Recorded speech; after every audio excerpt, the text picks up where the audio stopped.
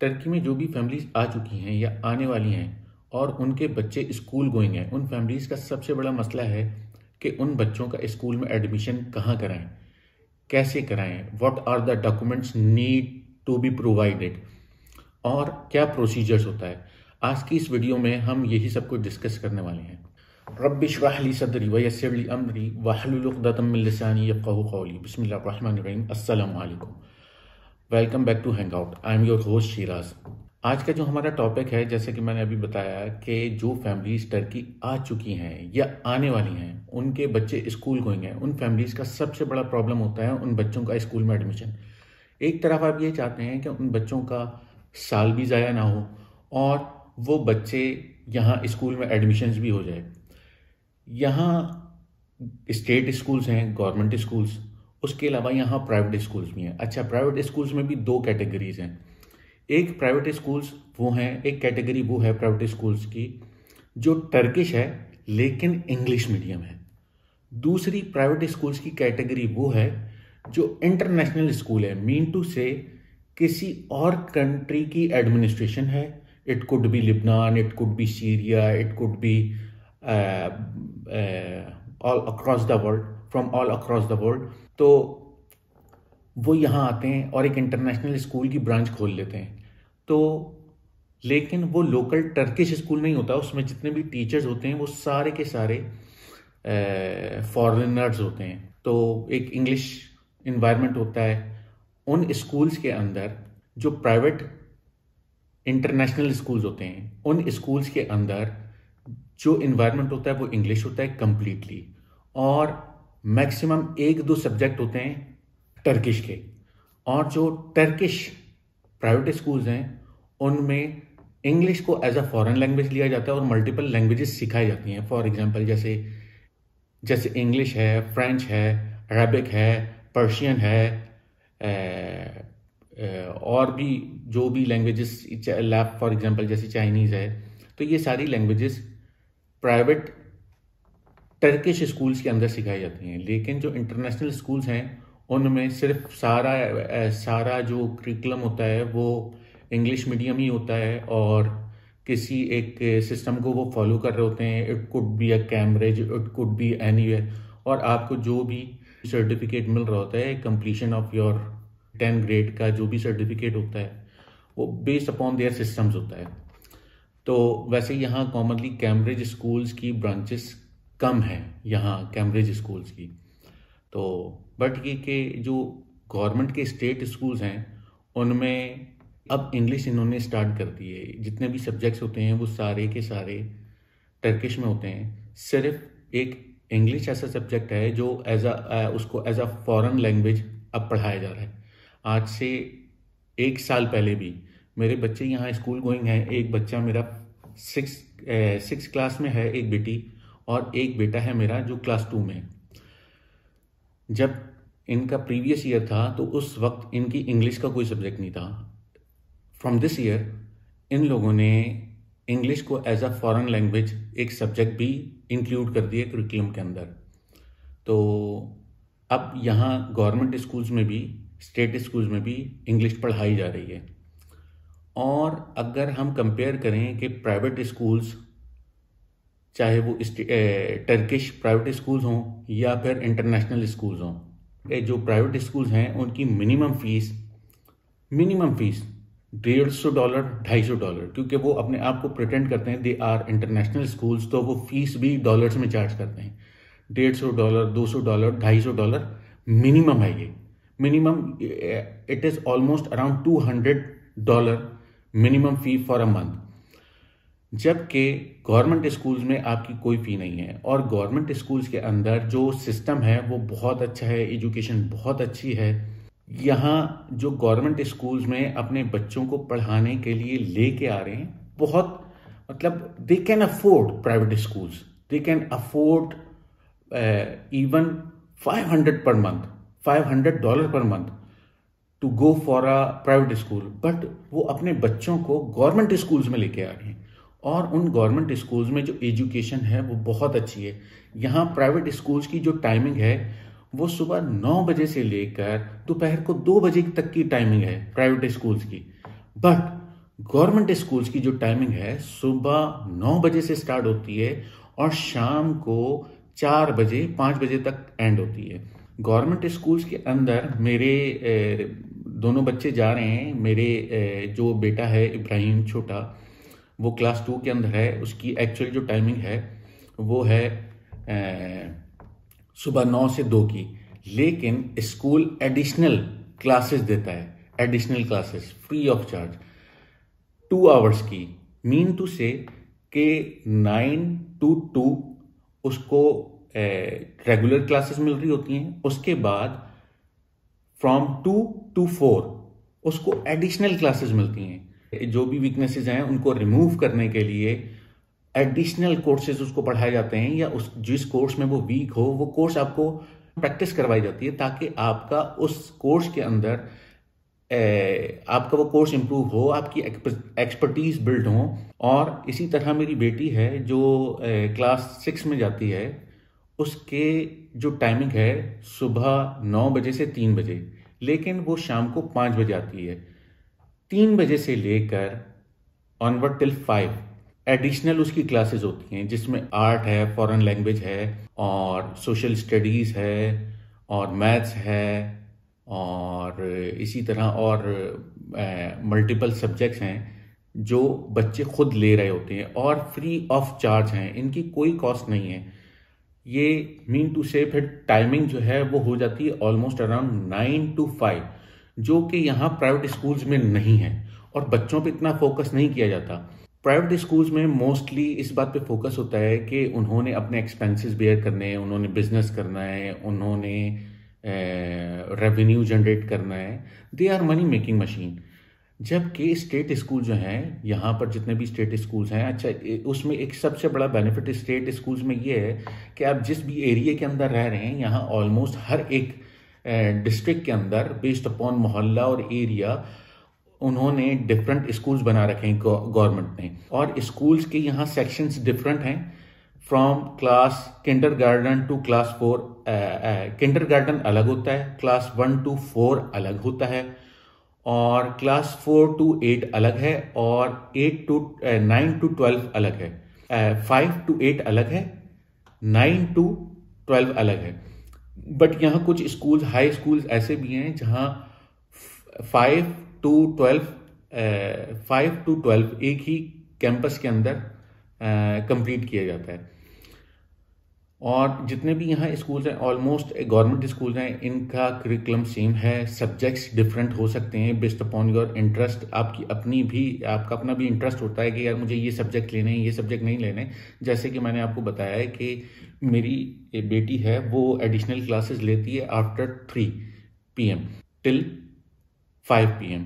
तो उसमें उसके पास डिफरेंट ऑप्शन थे कि वो आर्ट्स में ले सकती है, सोशल स्टडीज़ में ले सकती है, इंग्लिश में ले सकती है, हिस्ट्री में ले सकती है, दीनियात में ले सकती है, और कोई फॉरेन लैंग्वेज में ले सकती है। तो अब उसको जो जो इसके एरियाज वीक थे, तो उसने उनमें 4 सब्जेक्ट्स लिए, और उन 4 सब्जेक्ट्स में उसने अपने आप को इम्प्रूव किया। तो इसी तरह आगे जाके इनिशियल स्टडीज़ पे जो आपकी क्लासेस हैं वो तो बेस अपॉन जो भी उस क्लास का करिकुलम होगा, लेकिन आगे जाके आपके पास ऑप्शन होते हैं। जैसे हाई स्कूल में आप चले जाते हैं तो आप कंप्यूटर साइंस की तरफ रहना चाहते हैं, या आप मेडिकल की तरफ मूव करना चाहते हैं, या आप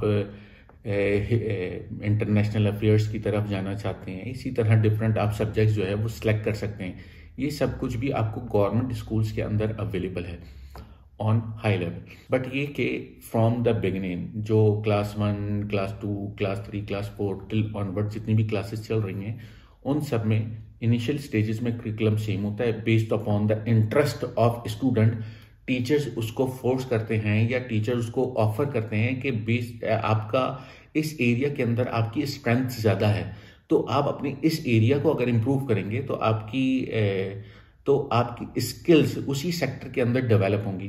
फॉर एग्जांपल, एक बच्चा है जिसको इंटरेस्ट है डिफरेंट स्ट्रक्चर बनाने का, या उसको मैकेनिकल इंस्ट्रूमेंट बनाने का, या मैकेनिकल आर्म्स वगैरह इस तरह की चीज़ें बनाने का शौक है, तो यहाँ स्कूल्स के अंदर डिफरेंट वर्कशॉप्स होती हैं जिसमें बच्चों को ऐड किया जाता है, और वहाँ से फिर वो इन सारे छोटे छोटे कंपोनेंट से डिफरेंट ऑब्जेक्ट्स बनाना सीखता है। बेस्ड अपॉन इंटरेस्ट फिर बच्चे को कोर्सेज भी ऑफर किए जाते हैं। आई वुड सजेस्ट यू कि अगर आप यहाँ टर्की आ रहे हैं विद द फैमिली और आपके पास स्कूल गोइंग आपके चिल्ड्रन हैं, तो you should go for state schools, government schools, rather than to go for private schools. Private schools are extremely expensive. Minimum fees जो है $150 से लेके $200 मिनिमम फीस है, और इससे ज़्यादा आप ऊपर चलते चले जाएं। बट ये कि आज की हमारी जो इस वीडियो का टॉपिक था वो कि डॉक्यूमेंटेशन और क्या क्या चीज़ें रिक्वायर्ड हैं। अगर आपने यहाँ बच्चों का एडमिशन क्लास 1 में करवाना है, तो क्लास 1 में तो आपको जस्ट आपके पास यहाँ का किमलिक हो और बच्चे को बेसिक नॉलेज हो टर्किश की। क्योंकि अगर बच्चे को टर्किश नहीं आती तो सबसे बड़ा प्रॉब्लम ये होता है कि टीचर लेक्चर देती हैं और बच्चे को समझ में नहीं आता। तो वो चीज़ें इम्प्रूव होती हैं ग्रेजुअली वक्त के साथ साथ, लेकिन इनिशियल स्टेजेस पे बच्चे को बहुत प्रॉब्लम होता है। अच्छा, इसका भी मैं आपको सोल्यूशन एक बताऊंगा कि मेरे जो बच्चे थे उन बच्चों की किस तरह हमने उनको गाइड किया और उनको किस तरह फॉलो किया कि हम गवर्नमेंट स्कूल में जाएं। और अल्हम्दुलिल्लाह मेरे बच्चे अब अल्हम्दुलिल्लाह बहुत बेहतरीन टर्किश बोलते हैं, और now they don't have any problem in their schools ना। तो अगर आप क्लास 1 में अपने बच्चे का एडमिशन करवा रहे हैं, तो क्लास 1 में आप बच्चे को, आपके पास किमलिक होना चाहिए, पेरेंट्स का किमलिक होना चाहिए, नफूस में आप रजिस्टर होने चाहिए। अगर आप नफूस में रजिस्टर हैं, अच्छा एक ये कि जिस एरिया का आपका नफूस होगा, एडमिशन आपके उसी एरिया के स्कूल्स में होगा। फॉर एग्जांपल, जैसे अगर मैं रहता हूँ वादिता पे, बाचे शहर वादिता पे, तो हमारे बिल्कुल कंपाउंड से नेक्स्ट टू आवर कंपाउंड यहाँ पर स्कूल्स हैं। और जब आप नफूस में रजिस्टर करवाते हैं ऑन गोइंग बच्चों का, तो वो एक तरह का रिकॉर्ड उन स्कूल्स में आ जाता है बच्चों का। तो वो स्कूल्स जो हैं वो उनको वेरीफाई करके एडमिशन कर देते हैं। तो क्लास 1 में एडमिशन का प्रॉब्लम नहीं होता। आपके पास जस्ट किमलिक होना चाहिए और बच्चे को थोड़ी बहुत टर्किश आती हो। देन उसके बाद जो क्लास 2 है, क्लास 3 है, क्लास 4 है, अच्छा यहाँ क्लास 1 to 4 कोई किसी किस्म के टेस्ट नहीं होते। तो कोई बस एनुअल एग्जाम्स नहीं होते, लेकिन रेगुलर बेसिस पे टेस्ट होते रहते हैं, जिसमें ये एनालिसिस की जाती है कि बच्चा अपने इस सब्जेक्ट के अंदर इम्प्रूवमेंट बच्चे की हो रही है नहीं हो रही है। उसकी वीकनेसेस को काउंटर करने के लिए छोटे छोटे टेस्ट किए जाते हैं, लेकिन एनुअल बेसिस पे कोई टेस्ट नहीं होता, एनुअल एग्जामिनेशन नहीं होते। तो वैसे रेगुलर एग्जाम्स और स्मॉल टेस्ट होते रहते हैं। तो क्लास 1 में अगर आपको बच्चे को एडमिशन करवाना है, तो आपको यू जस्ट नीड अ किमलिक। तो किमलिक के ऊपर जो है वो आपका TRC भी अगर है, आपका रेगुलर TRC, तो उसके ऊपर भी एडमिशन हो जाता है। वो नफूस में रजिस्टर होना चाहिए। बट ये कि अगर आपके बच्चे 4 to ऑनवर्ड्स हैं, क्लास 4 to ऑनवर्ड्स, तो क्लास 4 से प्रॉब्लम ये होता है कि बच्चा शिफ्ट होता है प्राइमरी स्कूल से सेकेंडरी स्कूल में। तो सेकेंडरी स्कूल में एनुअल एग्जाम्स भी होते हैं। बच्चे फिर एक एज होती है बच्चे की, और उस एज के अंदर बच्चे की एजुकेशन लेवल क्या है, वो सारी चीज़ें एनालाइज की जाती हैं। तो सेकेंडरी स्कूल्स के अंदर यहाँ पर एडमिशन का जो प्रोसीजर है वो ये कि नंबर 1 आपके पास किमलिक होना चाहिए, नंबर 2 आपके पास इक्विवेलेंस सर्टिफिकेट होना चाहिए। इक्विवेलेंस सर्टिफिकेट क्या होता है? इक्विवेलेंस सर्टिफिकेट ये होता है कि आपने प्रीवियसली जिस स्कूल से पढ़ा है, जिस कंट्री में आपने पढ़ा है, उस कंट्री की जो लास्ट आपकी एजुकेशन थी, उस लास्ट एजुकेशन का टर्की में एजुकेशन का लेवल क्या है। तो आपको ये डायरेक्टरेट ऑफ एजुकेशन एक लेटर बना के देते हैं। वो किस तरह बनता है? आपको सबसे पहले आप जिस भी कंट्री से हो, उस कंट्री से आपको अपने बच्चे का लास्ट स्कूल का TC को आपने फाइनल जो भी आपको, जब आप स्कूल छोड़ते हैं तो आपको एक सर्टिफिकेट मिलता है। उस सर्टिफिकेट को आप मिनिस्ट्री ऑफ फॉरेन अफेयर्स से अटेस्ट करवाएंगे। जो भी आपको TC मिलेगा स्कूल से, उस TC को आप मिनिस्ट्री ऑफ फॉरेन अफेयर्स से अटेस्ट करवाएंगे। मिनिस्ट्री ऑफ फॉरेन अफेयर की स्टैंप और डॉक्यूमेंट को यहां आप डायरेक्टरेट ऑफ एजुकेशन लेके जाएंगे बेस्ड अपॉन योर रीजन।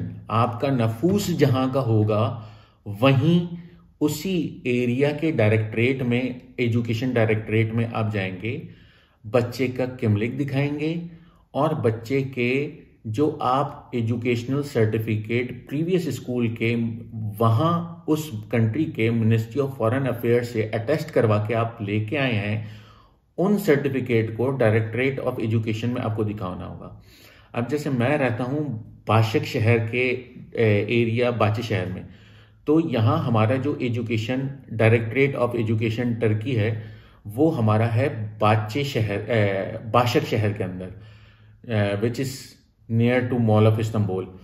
तो हम लास्ट ईयर का लास्ट एजुकेशन का क्लास 4th का सर्टिफिकेट लेके गए थे बच्ची का, और उस 4th के सर्टिफिकेट को हमने पाकिस्तान से मिनिस्ट्री ऑफ फॉरेन अफेयर से अटेस्ट करवाया था। फिर वो सर्टिफिकेट हम यहाँ डायरेक्टरेट ऑफ एजुकेशन में लेके गए। डायरेक्टरेट ऑफ एजुकेशन ने उस सर्टिफिकेट को, एक बच्ची का छोटा सा इंटरव्यू लिया, आई डोंट थिंक सो कि it was a formality, just उन्होंने जस्ट टू एनालाइज कि यार ये बच्ची को हम इस लेवल के ऊपर इक्विवेलेंसी दे रहे हैं, क्या बच्ची इन सारी चीज़ों को अंडरस्टैंड कर सकेगी क्लास के लेक्चर को। तो उन्होंने इसी तरह का एक स्मॉल इंटरव्यू लिया था कि बच्ची का टर्किश का लेवल कितना है। अच्छा, 4th क्लास जो थी वो उन्होंने, मेरी बेटी ने पाकिस्तान से कंप्लीट की थी, तो फिर उनको इक्विवेलेंट सर्टिफिकेट बना के दिया गया कि now she is eligible to get an admission in class 5।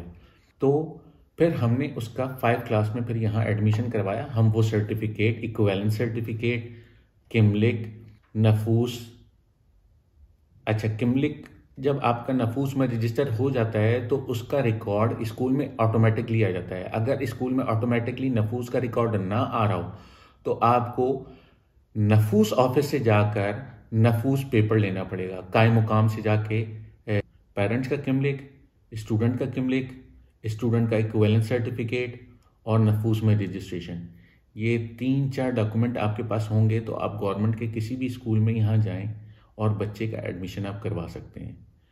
तो बाकी जहाँ तक प्रॉब्लम है बच्चों की लैंग्वेज का, ये भी एक बड़ा ही बहुत ज़्यादा प्रॉब्लम होता है कि बच्चों का लैंग्वेज बैरियर को आप किस तरह एलिमिनेट करें, क्योंकि अगर बच्चे को लैंग्वेज नहीं आती तो वो क्लास में बहुत ज़्यादा प्रॉब्लम होते हैं। इसके लिए हमारी जो एक्सरसाइज थी वो ये थी कि हमारे ही कंपाउंड के अंदर एक बहुत ही किंडरगार्टन टाइप का स्कूल था, किंडरगार्टन टाइप का स्कूल, या आप किंडरगार्टन ही स्कूल था वो, और उस दौरान यहाँ पेंडेमिक था। तो ड्यूरिंग पेंडेमिक हमने अपने बच्चों का उस स्कूल में एडमिशन करवा दिया। वहाँ बच्चे बहुत छोटे होते थे, किंडरगार्टन लेवल के होते थे, बट ये कि उस स्कूल के अंदर हमारे बच्चे सुबह 9 बजे से लेके 4 बजे तक स्कूल में होते थे। तो और वहाँ उनके साथ ना उर्दू बोलने वाला कोई था, ना इंग्लिश बोलने वाला कोई था, उनको टर्किश में ही कम्युनिकेट करना था। तो तकरीबन ऑलमोस्ट 6 मंथ्स तक वो इस स्कूल में रहे। अच्छा, स्कूल में रहने की वजह से स्कूल में डिफरेंट उनको एक्टिविटीज़ करवाई गई और डिफरेंट जो है वो असाइनमेंट्स उनको दिए गए। इस तरह फिर वो एक स्कूल का जो इन्वायरमेंट होता है थोड़ा उसका उनको वो एजुकेट हुआ कि जी क्लास में आपको किस तरह से ये कहा जाएगा कि जी पढ़ना है, लिखना है, याद करना है, बोलना है, बैठना है, उठना है। Basic communication language needed for schooling आपको वो वहाँ कंप्लीट हो जाती हैं। तो इसी तरह अगर आप यहाँ आए हैं तो आपके बच्चे अगर छोटे हैं और आप ये समझते हैं कि आपके बच्चे किसी ऐसे इन्वायरमेंट में जहाँ पूरा दिन ऑलमोस्ट वो एक टर्किश इन्वायरमेंट के अंदर गुजारें, then they can learn Turkish language. बजाय इसके कि आप बच्चों को 1 घंटे के लिए स्कूल में किसी लैंग्वेज सेंटर में भेजें और लैंग्वेज सेंटर के अंदर ना फिर 1 घंटे बाद वो क्लास अपनी कंप्लीट करके आ जाएं, देन उसके बाद उनको प्रैक्टिस का अपॉर्चुनिटी ना मिले, तो वो एक बहुत ज़्यादा प्रॉब्लम होता है। बच्चों के दोस्त नहीं होते, बच्चों के फ्रेंड्स नहीं होते। अगर बच्चों के फ्रेंड्स हैं जो टर्किश लैंग्वेज बोलते हैं तो उनको आसानी होती है। और फिर अगर बच्चा जो है वो सुबह 9 से शाम को 4 बजे तक स्कूल में एक ऐसे इन्वायरमेंट में गुजारे जहां उनके साथ सिर्फ टर्किश में कम्युनिकेट करने वाला हो, तो जहां बच्चे 2 साल में लैंग्वेज नहीं सीखते वहां 6 महीने में सीख जाते हैं। तो यही एक्सरसाइज हमने अपने बच्चों के साथ की थी। अल्हम्दुलिल्लाह इब्राहिम मेरा बेटा और सुनैना मेरी बेटी, इन दोनों की लैंग्वेज अल्हम्दुलिल्लाह बहुत बेहतरीन है। और अक्सर मेरा बेटा जो है वो मुझे कंप्लेन भी कर रहा होता है कि बाबा फलाने उनकी क्लास में 1-2 बच्चे ऐसे हैं जिनको टर्किश नहीं आती, तो वो मुझे कंप्लेन करता रहता है कि बाबा मेरे लिए तो बड़ा मसला हो गया है, मेरी जान जो है ना वो मुसीबत में आ गई है, एक तो अपना भी काम करो फिर उनको भी समझाओ। तो अब टीचर को भी इस बात का आइडिया है कि हाँ इब्राहिम की टर्किश जो है वो बहुत अच्छी है और इब्राहिम हमारी बात भी समझ लेता है, इब्राहिम हमसे कम्युनिकेट भी कर लेता है और दूसरे बच्चों को भी समझा देता है। तो ये इस तरह से आप अपने बच्चों की लैंग्वेज जो है इम्प्रूव करवा सकते हैं और बच्चों के जो भी प्रॉब्लम है उनको regarding to admission in school उनको रेक्टिफाइड किया जा सकता है। और अगर इससे रिलेटेड किसी भी किस्म का आपको कोई क्वेश्चन हो तो आप मुझसे कमेंट में पूछ सकते हैं। I will try my best to answer of your each and every question इंशाल्लाह। तो अगर आपको वीडियो पसंद आई हो तो आप लाइक ज़रूर कीजिएगा, सब्सक्राइब कीजिएगा ताकि मेरी आने वाली तमाम तर वीडियोज़ आपको मिलती रहें। और नेक्स्ट वीडियो तक के लिए अल्लाह हाफ़िज़, अस्सलामु अलैकुम।